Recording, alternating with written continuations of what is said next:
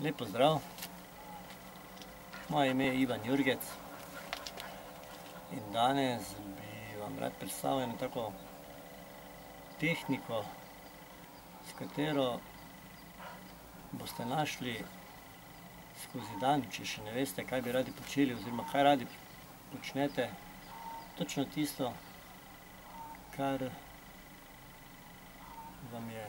radi počnete, kar vam je ljubo, v čemer uživate, in nikoli ne boste več razmišljali o tem, pa bili, ne vem, morda tudi nekateri žalostni, kaj ne počnem ta dan, ker je vune, na primer, dež. In to je, vzamite list papirja, ulico, usedite se za mizo ali pa idite v naravo in razmislite o tem, kaj radi počnete, kakšne hobije imate, v čem uživate, v čem se dobro počutite, ko delate. Ne vem, lahko je to kuhanje, lahko je to pospravljanje, lahko je to branje knjig, lahko je to delo na vrtu. Ogromno je teh stvari. Danem vi veste zase, kaj radi počnete, v čem uživate, ne. In potem to napišete na ta seznam in si ga nekom nastavite tako, da ga lahko vsak dan vidite in ga tudi dopolnjujete, ne. Ker zdaj ni muza, kar boste danes napisali, da je to.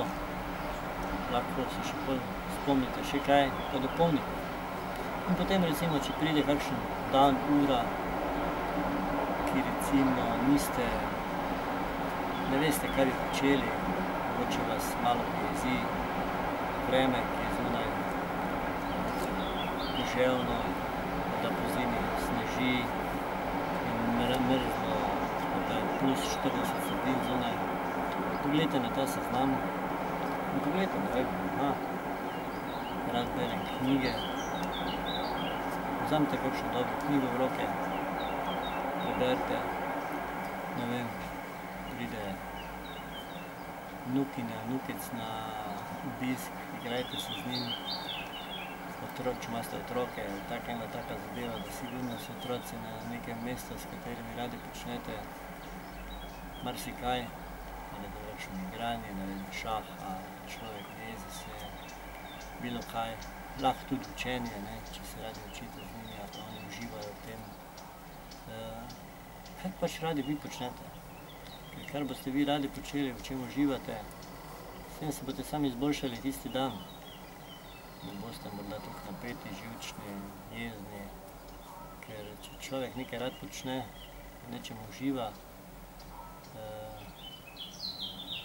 gre dan sigurno lažje, lepše mimo, ne. Seveda, nekateri tudi gledamo na produktivni dan, da še kaj naredimo produktivnega. Seveda, vsakdo dela to produktivno. Zdaj recimo, vsakdo pač bi rad dan morda pa samo preživel čim lepše, čim manj stresno, užival v tem dnevu. In dostikrat se ne spomni, kaj je počel, pa je žalostno. Poznam kar nekaj takih ljudi, ki recimo, ne vem, pride dan, dva, tri dež, ali pa slabo vreme, pa so že malček stresa, depresiji, ne vejo, kaj bi počeli. Napišite si ta seznam, kaj vi radi počnete, kaj delate, v čem uživate. In če pa ne boste vedeli, kaj delate skozi dan, pogledajte seznam.